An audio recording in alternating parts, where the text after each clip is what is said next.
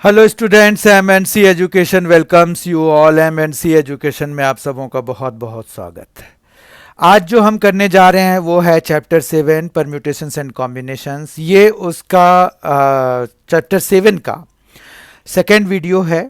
इसमें पहले वीडियो में हमने इंट्रोडक्शन और फंडामेंटल प्रिंसिपल ऑफ काउंटिंग देख लिया है। अगर आप लोगों ने वो वीडियो किसी कारणवश नहीं देखा है तो आप उसको देख लीजिए, तो आपको ये पता चल जाएगा कि एक्चुअली परम्यूटेशंस क्या होते हैं, कॉम्बिनेशंस क्या होते हैं, हम आखिर ये चैप्टर कर क्यों रहे हैं, ये भी आपको पता चल जाएगा। फिर वहाँ पर ये भी पता चलेगा आपको कि फंडामेंटल प्रिंसिपल ऑफ काउंटिंग क्या होता है। ठीक है, इसके बाद यहाँ पर अब आ जाते हैं परम्यूटेशंस। तो आपको जैसे वो वीडियो जब आप देखेंगे तो जो पता चलेगा वो ये है कि परम्यूटेशंस का मतलब होता है number of ways of arrangement.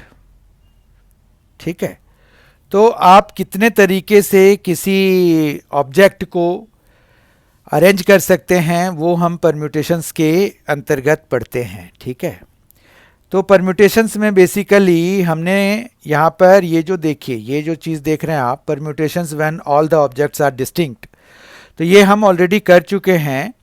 वहाँ पर क्या होता है कि जैसे अगर आपके पास n ऑब्जेक्ट्स हैं और ये सारे डिस्टिंक्ट हैं, n ऑब्जेक्ट्स एंड ये सारे डिस्टिंक्ट ऑब्जेक्ट्स हैं अगर, ठीक है, तो इनमें से अगर आपको 4 चीज़ों को अरेंज करना है तो वो जो है it is equal to the way of filling 4 boxes with n different objects. ठीक है, total number of ways of filling 4 boxes. ये देखिए 4 बॉक्सेस हैं, इनको हम अगर n ऑब्जेक्ट से डिस्टिंक्ट हैं इसीलिए हम जो है इनको कैसे कर सकते हैं, तो ये n फिर जब एक यूज कर चुके होंगे, जब हम दूसरे बॉक्स को फिल करने की तैयारी करेंगे तो, क्योंकि हमने पहले वाले में से n ऑप्शंस थे उसके लिए, अब इसके लिए n-1 ऑप्शंस ही बचेंगे सेकेंड वाले बॉक्स के लिए, जबकि थर्ड वाले बॉक्स के लिए n-2, क्योंकि यहाँ तक आते आते आप 2 ऑलरेडी यूज कर चुके होंगे। समझ पा रहे हैं आप? और जब यहाँ पर आएंगे तो ये n-3 यूज कर n-3 ऑप्शंस ही आपके 4th बॉक्स के लिए बचेगा। तो इन सभी को जब आप मल्टीप्लाई कराएंगे तो ये जो है आपको क्या दे जाता है, number of ways in which we can arrange 4 objects out of n distinct objects, 4 distinct objects out of n distinct objects. ठीक है, तो ये परम्यूटेशंस का सारा खेला है। ओके, तो यहां पर यह है कि ऑल ऑब्जेक्ट्स अगर डिस्टिंक्ट हैं तो ये है। अब इसी चीज को हम एक फैक्टोरियल नोटेशन होता है कि जब आप किसी चीज को ऑपोजिट ऑर्डर में मल्टीप्लाई कराते हैं, मतलब ये हुआ कि factorial notation is like this one, n है उसके बाद एक्सक्लेमेशन मार्क जैसी चीज लगी होगी, या फिर ओल्ड नोटेशन में अगर आप देखेंगे तो ये कुछ इस तरह से लिखा होता है। ये एंगल नहीं है, ये एंगल नहीं है, ये डिफरेंट सिंबल है। ठीक है, एंगल के लिए हम कुछ और यूज करते हैं, आपको भी पता है। और इसकी जो वैल्यू होती है वो n into n-1 into n-2 into n-3 and so on करके, मतलब लास्ट के भी हम 1 तक जाते हैं। ठीक है, 1 से नीचे नहीं जाएंगे, क्योंकि अदरवाइज 1 से नीचे अगर चले गए बाय द वे तो सब चीज जो है 0 हो जाएगा भाई। समझ गए बात को आप? तो यहां पर n फैक्टोरियल बेसिकली क्या होता है कि आप n को, n कोई भी नंबर होगा आपके पास, उसको जब आप वापस खोलेंगे उल्टे ऑर्डर में 1 तक, उनको मल्टीप्लिकेशन की फॉर्म में खोलना है तो वो फैक्टोरियल हो जाता है। समझ में आ गई बात? तो यही है n फैक्टोरियल, फैक्टोरियल नोटेशन यही है, ये फैक्टोरियल नोटेशन हो गया। जैसे अगर आप देखिए 3 फैक्टोरियल का क्या मतलब होगा, तो ये होगा 3 इंटू 2 इंटू 1 जो कि 6 हो जाएगा। ठीक है, जबकि 4 फैक्टोरियल का मीनिंग हो जाएगा 4 इंटू 3 इंटू 2 इंटू 1, 1 से नीचे जाना नहीं है, तो ये आ जाएगा 24। समझ में आ रही है बात? इसी तरह से 5 फैक्टोरियल में 5 इंटू 4 इंटू 3 इंटू 2 इंटू 1 तक हो जाएगा, और ये फैक्टोरियल नोटेशन हो गया। ठीक है, फिर अगर हमारे पास permutations when all the objects are not distinct, मतलब सारे अलग अलग नहीं हैं, कुछ सेम भी हैं, तो जैसे अगर सेम है तो जितने सेम होंगे उतने से आपको डिवाइड करना पड़ेगा। जैसे मान रखिए कि आपके पास ना 3 रेड डिस्क्स हैं, फिर 2 वाइट डिस्क्स हैं और 4 येलो डिस्क्स हैं। ठीक है, आपको इन सभी को अरेंज करना है। ठीक, तो एक रो में सबको सारे को अरेंज करना है, तो 3 + 2 5 + 9। तो इसका जब हम फैक्टोरियल नोटेशन वाइज निकालेंगे तो 9 फैक्टोरियल, और अपॉन में इन सभी का इंडिविजुअल फैक्टोरियल से डिवाइड करा देंगे। ठीक है, 3 factorial into 2 factorial into 4 factorial. समझ गए? तो ये जो भी आएगा सॉल्व होके, बाकी आपको फैक्टोरियल नोटेशन इवेलुएट करना तो आ ही जाएगा। अगर आप इसको देखेंगे तो उल्टे ऑर्डर में हम खोलते हैं, फिर आपको कुछ टेक्निक भी पता चल जाएगा कि भाई 9 फैक्टोरियल को उल्टे ऑर्डर में खोलना ही है, तो आप 4 फैक्टोरियल तक खोलो। 4 फैक्टोरियल क्योंकि नीचे है तो उसको कैंसिल करा देंगे। तो जैसे अगर 9 फैक्टोरियल को खोलना है तो 9 8 7 6 5 और फिर इनटू में 4 फैक्टोरियल ही रहने दीजिए। 4 फैक्टोरियल यहाँ नीचे से ऐसे ही कैंसिल हो जाएगा। नहीं तो दूसरा तरीका ये है कि पूरा 1 तक लिखिए, फिर नीचे वाले 4 को भी 1 तक लिखिए और फिर कैंसिल कराइए 1 बाय 1। तो आप किसी भी तरीके से कर सकते हैं, आपको जो भी पसंद हो और अच्छा लगे। तो इस तरह से यहाँ पर रिपीटेशन की बात हो गई। तो मान रखिए कि अगर आपके पास इन टोटल n ऑब्जेक्ट्स हैं, ठीक है, n ऑब्जेक्ट्स हैं, इनमें से सारे डिस्टिंक्ट नहीं हैं। इनमें से जो है P1 एक तरह के हैं, P2 एक तरह के हैं, P3 एक तरह के हैं, are alike of one kind. ठीक है, मतलब P1 अलग तरह के हैं, P2 अलग तरह के हैं और P3 अलग तरह के हैं। तो नंबर ऑफ अरेंजमेंट जो इस केस में होगा वो होगा n factorial bye P1 factorial, P2 factorial और P3 फैक्टोरियल। समझ में आ गई बात? ये जो भी आंसर दे जाएगा वही हमारा आंसर हो जाएगा। जैसे एप्पल है तो उसमें 2 बारी P का रिपीटेशन है, तो एप्पल के लेटर्स को अगर अरेंज करके आपको वर्ड्स बनाने हैं विद और विदाउट मीनिंग, तो आप जो है एप्पल में 4 है तो 4 फैक्टोरियल APPLE हो गया, 5 हो गए ना, 5 लेटर्स हो गए तो 5 फैक्टोरियल हो गया, बाय 2 फैक्टोरियल भी करना पड़ेगा। ठीक है, तो 5 फैक्टोरियल बाय 2 फैक्टोरियल कर देंगे, 5 फैक्टोरियल 120 होता है, अपॉन 2 करेंगे तो 60 हो जाएगा। समझ में आ गई बात? तो इस तरह से जब रिपीटेशन होता है तो हमने देख लिया कि permutations when all the objects are not distinct objects, तो उस केस में हम परम्यूटेशंस कैसे निकालते हैं। अब कुछ क्वेश्चन सॉल्व करते हैं to make the things clear. यहाँ पर देखिए पहला क्वेश्चन है find the value of n। यहाँ पर NP5, देखिए ये जो नोटेशन है ये आपको ऐसे भी मिलेगा, या फिर अगर NP5 है ये भी ठीक है, या फिर P और इधर n और इधर 5, ये सारे एक ही चीज को रिप्रेजेंट करेंगे। आप इन सभी में कंफ्यूज मत होना। यहाँ पर अब क्वेश्चन पे आ जाते हैं। ये है n, फिर P और फिर ये 5। लेट अस सपोज हम इसको इस तरह से लिखते हैं, और ये 42 है इंटू NP3 है। ठीक है, अब हमें जो है यहाँ पर परम्यूटेशन का तो हमने नोटेशन लिया नहीं, तो NPR एक नोटेशन है जो कि हमें पता करना जरूरी है। तो यहाँ पर देखिए NPR अगर होता है तो इसका फॉर्मूला होता है n factorial by n minus R whole factorial. ये चीज़ आप बहुत ध्यान से याद कर लीजिए क्योंकि ये काम आएगा आपको बहुत। ठीक है, ये है NPR is equal to n factorial by n minus R whole factorial. अब इसी चीज़ को हम यहाँ पर यूज़ करेंगे, इस चीज़ को यहाँ यूज़ करेंगे तो n factorial by n minus 5 whole factorial आ जाएगा, ठीक है, equal to 42 into n factorial by n minus 3 whole factorial आ जाएगा, ठीक है।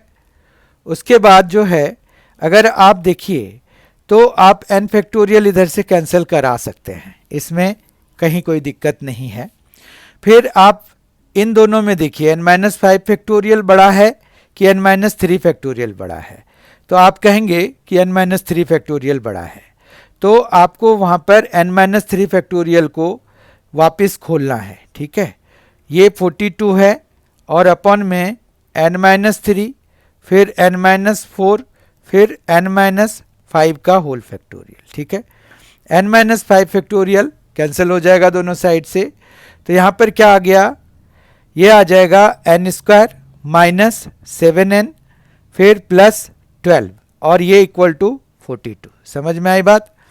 तो ये जो है n square minus 7n minus 30 हो जाएगा, जब ये 42 भी इधर ले आएंगे तो 12 माइनस 42 तो 30 हो जाएगा, और इस तरह से n square minus 10n plus 3n minus 30 is equal to 0 हो गया।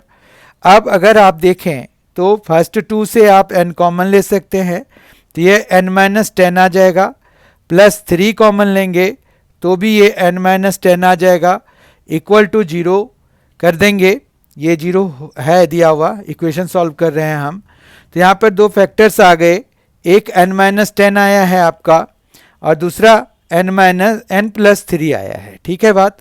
तो आपके पास यहाँ पर इक्वल टू 0 कराने से एक आपका n इज इक्वल टू 10 आ जाएगा और एक आपका माइनस 3 आ जाएगा। तो ऐसे भी यहाँ पर दिया हुआ है कि since n is greater than 4 तो therefore n is equal to, आपको ज़्यादा सोचने की ज़रूरत नहीं है, n इज इक्वल टू 10 हम आंसर ले लेंगे। समझ में आ गई होगी बात? चीज़ें और क्लियर हो जाएं इसके लिए let us take another question. Find the number of different 8 letter arrangement that can be made from the letters of the word daughter so that all vowels occur together. ऐसे क्वेश्चंस बड़ी बारी पूछे जाते हैं। तो यहाँ पर सबसे पहला काम हम क्या करेंगे, यहाँ पर आपके पास क्या है, DAUGHTER डॉटर है। अब इसमें वॉवेल्स की बात करें तो वॉवेल्स कौन कौन से हैं वो देख लीजिए आप। तो यहाँ पर वॉवेल्स है A U E, 3 वॉवेल्स हैं, तो A है, U है और E है। उसके बाद जो कॉन्सोनेंट्स हैं, कॉन्सोनेंट्स हैं हमारे पास, वो है D, फिर G, H, T और R।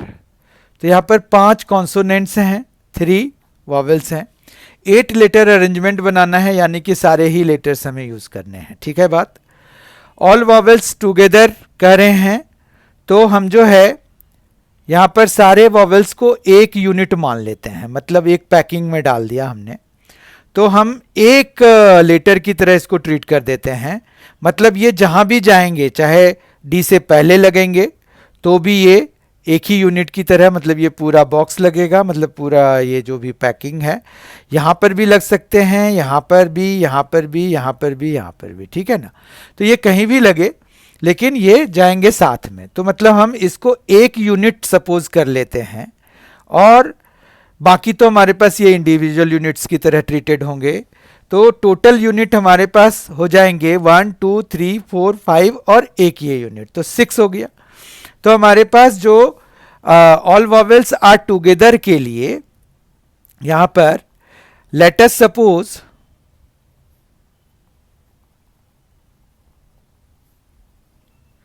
ऑल वॉवेल्स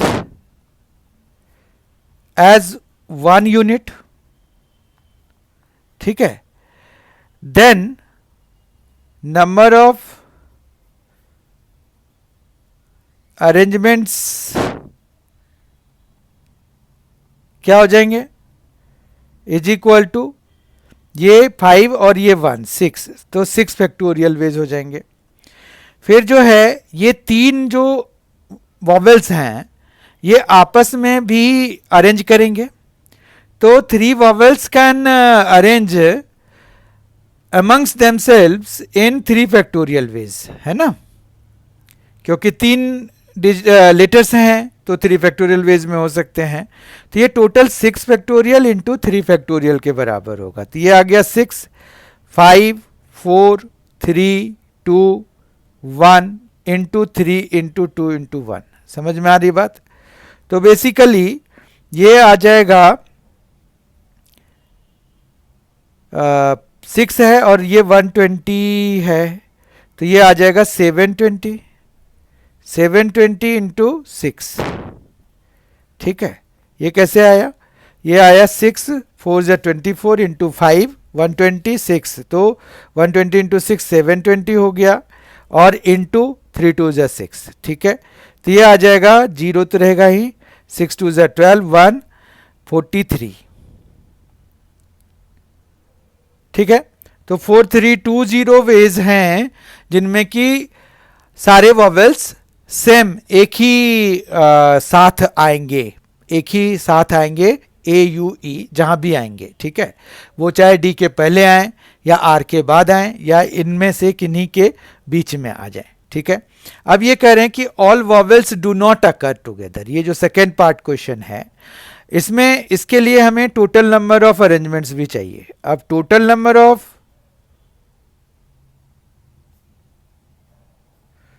वर्ड्स जो है या अरेंजमेंट जो है वो कितने हो जाएंगे?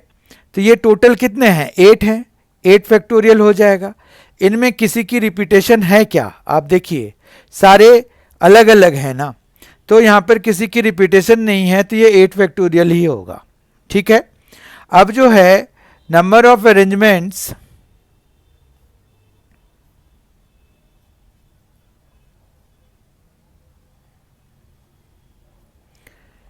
in which all vowels are not together is equal to total number of arrangements minus number of arrangements in which they are together। समझ में आ गई बात? अब 8 फैक्टोरियल आप देख लीजिए कितना हो जाएगा। ये निकालने के लिए आप 720 को 56 से मल्टीप्लाई करा सकते हैं, है ना, क्योंकि 720 तो आपका 6 फैक्टोरियल है ही, तो 7 और इंटू 8 ही तो बचा, और ये है 4320। तो जब हम इनको मल्टीप्लाई कराएंगे तो यहाँ पर जीरो तो आएगा ही, ये 56 2 ज़ा 112 हो जाएगा, तो 11 बचा, और यहाँ पर 11 तो ठीक है, फिर 56 तो ये आ जाएगा कितना, 392।